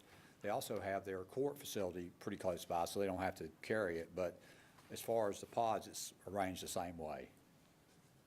I'm just Is saying. it the same number of, Same number of It's Inmates. 19 or 20 employees and part-time. They use part-time people as much as they can too. And I think their average population is around 150. We're now getting data on, and we've been given information on the different jails in our area and how many inmates they have and number of employees. So it's pretty easy to check, and so we're doing that. So, could you bring up the slide, Chad, the last slide, please? I had one more question on that. The animal control increase, can you explain that just one more time? I was writing and. the increase is, we budgeted $250,000 animal control for the renovation and at work that would go on at the shelter. If you take that out, the budgets are about Virtually the same. Okay, all right, just want to make sure. Thank you. And again, we budgeted $125,000 in the 2012, 2013 budget. Really, that's half that money, and I hope I made that point clear. But that's not to say that's something that that's just something we're considering. But those are the numbers, and we'll deal with those numbers. Are there anybody else have any questions? Any other questions for Mr. French? Comments? Mr. French, thank you. Thank you. The next item on the agenda is the sales tax report, and again, I will ask County Manager Rick French. Thank you, Mr. Chairman. Well, just so happens we've just been talking about our sales taxes for 8 months. We have collected $2,394,680. Last year, the same time, we collected $2,339,963. Again, sort of what we talked about earlier, pretty much flat. It's actually 2.34% increase, $54,717. When you budget the hold harmless set aside, it's actually it's 67,997. It basically, more than takes that number away. Article 39 is increasing almost 3%. Article 40, the half cent, 1.4%, and Article 46, which is the quarter cent, it's about a 3.1% increase. So overall, sales taxes are running a little bit ahead, 2.34%. So that's my sales tax update for tonight. I'll be glad to try to answer questions about it, Mr. Chairman. Anybody have any questions about the sales tax report? If not, we'll move to the next item on the agenda, which is number 9, board appointments and reappointments. And the appointment is for the Planning and Zoning Commission. And the name of the individual is Dana Beach for a 3-year term. Do I hear any discussion about that individual? Has she been contacted? Willing to accept? Move to approve. Second. All in favor, raise your right hand. Dana Beach is approved for the Planning and Zoning Commission for a 3-year term. The next item on the agenda, number 10, budget ordinance amendments 50 through 58, and County Manager Rick French. Thank you, Mr. Chairman. Number 50 is to increase the extension service budget for Nourishing North Carolina grant to establish a community garden, to increase Rocky Face budget for Rocky Fest event to be held May 25th, to increase the library budget for donations received, and to reduce ABC profits revenue line items due to Catawba County ABC Board's oversight of Taylorsville ABC store. Number 50 is to budget for school systems use of lottery funds for fiscal year 2012 for the Sugarloaf Elementary School project completed in fiscal year 2013. Total lottery funds approved for the project were $1,129,348,756 were spent in fiscal year 2012. Number 52 is to reclassify the revenue source for the Ben Eller Lane Waterline Relocation Project for financial statement reporting purposes. 53 is to budget for preliminary costs, architect surveyor of animal shelter renovations and garage construction in the general fund. The animal shelter and garage projects don't require the use of capital projects funds since no grant funds or debt proceeds are involved. 54 is to account for purchase of land for detention center driveway in the jail project instead of the county building acquisition and renovation project, and to close out the jail project. And number 55 is to account for the closing cost, architect fees, debt service related to the former Taylor Toggs property in the general fund instead of a capital project fund. 56 is to close out Rocky Face Park Phase 1 grant project and budget for cost of Phase 2 grant application in the Rocky Face Park departmental budget in the general fund. Number 57 is to close out the whole Keller Loop revitalization project. The CDBG project is complete, and the unused portion of the grant funding excuse me, has been deobligated.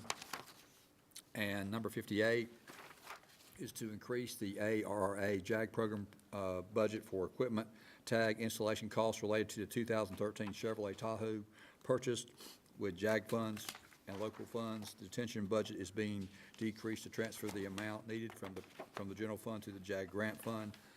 A number of these are items you've already approved. They're basically for accounting purposes and bookkeeping purposes. And I'll be glad to try to answer any questions, Mr. Chairman. Does any commissioner have any questions? Yes, sir, Mr. Chairman, I've got just a couple general questions. On budget ordinance amendment number 50, to increase the extension service budget for Nourishing North Carolina grant to establish a community garden. Where will that garden be located at? Is there? I don't know. I'd have to find out. Okay. We'll find out, let you know.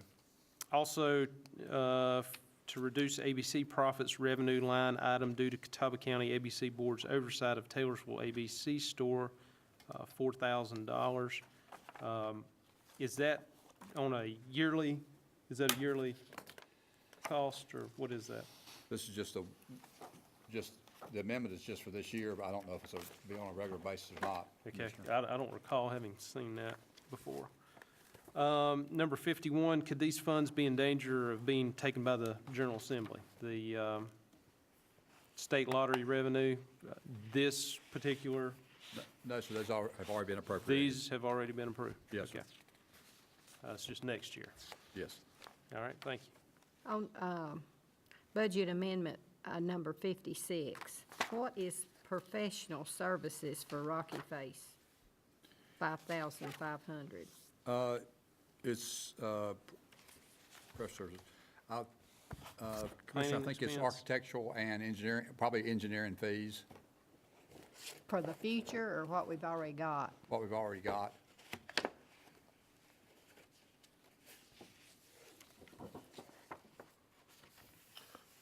Any other questions or discussion? Move to approve the budget amendments as presented.